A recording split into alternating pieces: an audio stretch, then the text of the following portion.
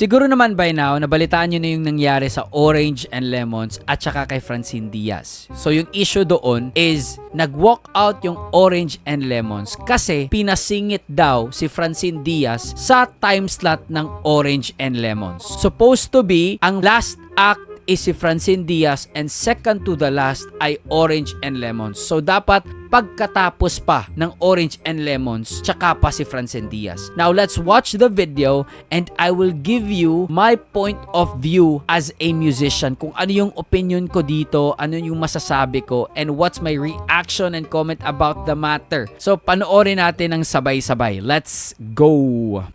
Bago tayo makijam sa ating banda, may isa munang gustong sumorpresa sa inyong lahat. Handa na ba kayo, Oxy? Okay, sabi nung host, bago tayo makijam sa ating banda. Okay? So meaning, andyan na yung banda sa stage. Okay? Nag-set up na sila and ready to perform. Parang mahina pa ang energy. Oxy, handa na ba kayo? Oh, ayan na sila. Oh, kompleto sila. Oh, bahista, drummer, yung leadman, tsaka yung keyboards. Naka-ready na ba ang mga camera? Palakpakan po natin. Pumasok si Francine. Francine Diaz! Oh. Nag-check ng mic, tsaka mga guitars, kung naka-on na ba yung mga amps, wala bang problema sa wires, and this is not a sound check. Kasi may mga nagko-comment, sound check pa naman, blah blah blah, etc. No, this is not a sound check. Ang sound check po ay nangyayari sa pre-event or pre-show. Ito lamang po ay checking if the wires, the amps, are working properly. Yun lang po yun. This is not a sound check, okay? Magandang gabi, San Jose!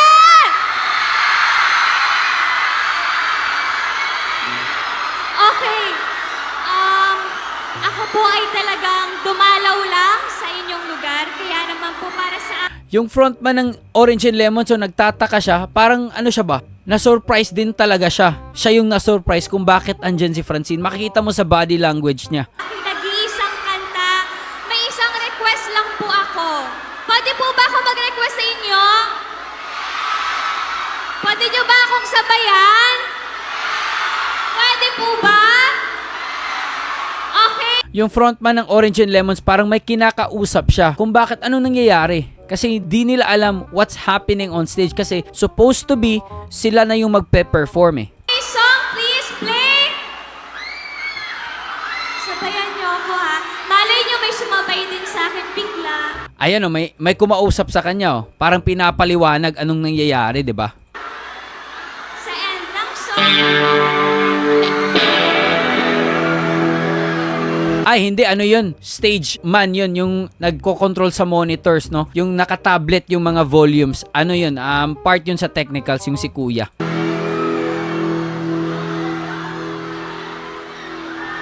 Oh. What an awkward silence. Napaka-awkward nito, man. May commotion talaga, no? There's an awkward silence in the air.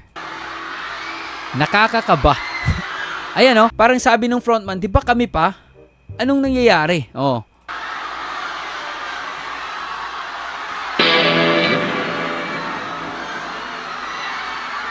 Can we play the music? Ayan, Taylor Swift pa.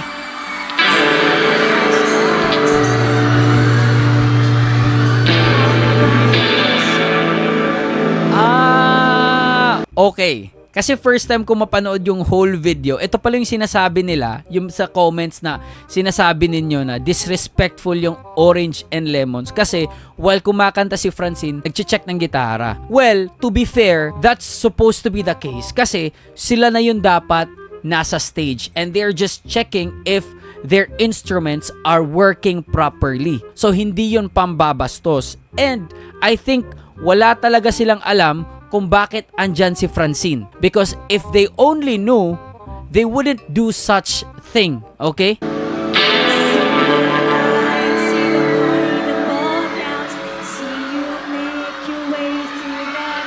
Parang...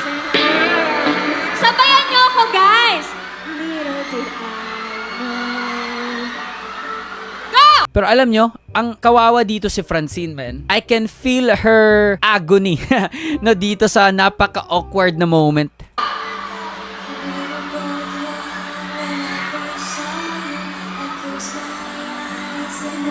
And I also think na at the back of her mind while singing, no, while performing, kinakabahan siya because parang naririnig niya siguro sa likod na parang hindi okay yung Orange and Lemons na andun siya. Palakas po, please. Thank you. Sinabi pa palakas. Swifties, let's go! Oh, nag-walk out na yung nag-walk out na yung frontman nila, oh. Ayan, oh. Sinyenyasan yung drummer. Tara, alis na tayo. Oh. Hanggang sa muli, San Jose! Good night! I'm out! Oh, may awkward silence, 'di ba? Kasi alam na mga tao, kahit yung mga tao, alam nila yung nangyayari sa stage, no? Alam nila yung nangyayari sa stage. Okay, yung point of view ko dito, no, as a musician, as someone na nakapag-perform na many times on stage, no? Last Saturday nag-perform kami sa Banog Festival, nag-front act kami sa Hale, no? Pero walang nangyari na ganito. So, thank God naman. So, sino ba ang sisisihin dito? Sino ba ang may kasalanan dito? Ang sisisihin dito or ang may kasalanan dito, organizer at saka manager ni Francine. Walang kasalanan si Francine, walang kasalanan din yung Orange and Lemons if they acted that way, if they reacted that way. Kung sa iba disrespectful yung ginagawa nila kasi naggigitara sila or nagche-check ng gitara while Francine is there, we cannot invalidate their reaction kasi time slot nila yon, and you should respect yung time ng isang performer, artist, banda, solo, whatever. Okay? And then, second na pwedeng sisihin dito is manager ni Francine Diaz. Because, ito yung theory ko dyan, siguro yung time slot talaga hindi nasunod, no? For example, the program should end by 8 or 9 or 10, 11, pero lumagpas kasi nga Filipino time. And then, siguro si Francine, meron pang nakaschedule kinabukasan. So, sabi na lang siguro nung manager sa organizer, pwede bang ipasingit mo na lang si Francine? Okay? Ipasingit mo lang si Francine, isang song lang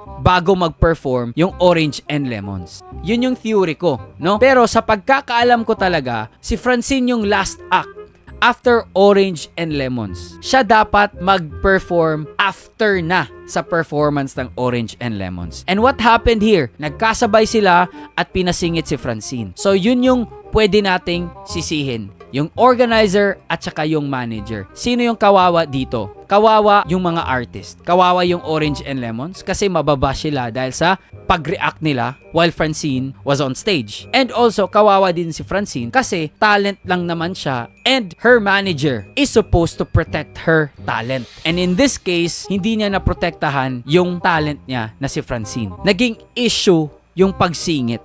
Ano ba dapat yung ginawa? Okay, para maiwasan yung ganito. If si Francine, meron siyang scheduled na, let's say, taping, meron siyang scheduled kinaumagahan, kaya nagmamadali siya kasi late na natapos. If ever lang talaga na late natapos itong show na to. So, ang dapat gawin yan, kausapin muna ang Orange and Lemons. Usapin muna ang Orange and Lemons. Yung manager nila at saka yung organizer. Ganito kasi yan. Blah, blah, blah, blah, blah, blah. May si Francine bukas. Pwede bang ipasingit? Isang song lang naman. 'Di ba? Tapos. But in this case, walang prior notice. Kasi, again, sinabi ko, hindi magre-react yung Orange and Lemons ng ganito. If they were noticed earlier, prior sa pagpasok ni Francine, while they're on stage, ready to perform. It's very simple. It's all about communication. And again, do not invalidate. Sa mga nagbabash sa Orange and Lemons, no, do not invalidate. Lalo na kayong mga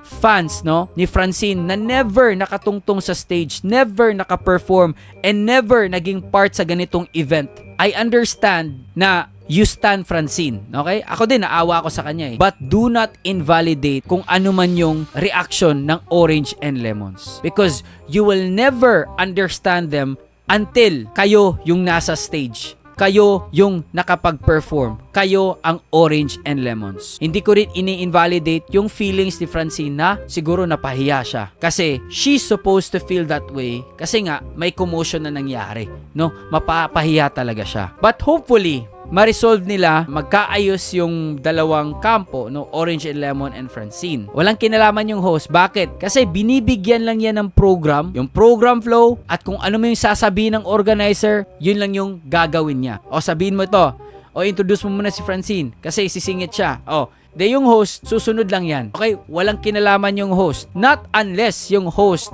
ay yung organizer din. Okay? Pero, yun nga, organizer, manager, top 2 na may kasalanan dito. That was really awkward. Ang haba ng aking reaction but I think I was able to share my thoughts on a perspective coming from a musician and a performer. So yun lang, wag na nating i-bash sila, okay? Kung fan kayo ng Orange and Lemon, fan kayo ni Francine, peace, love, love, love, love. Bye-bye.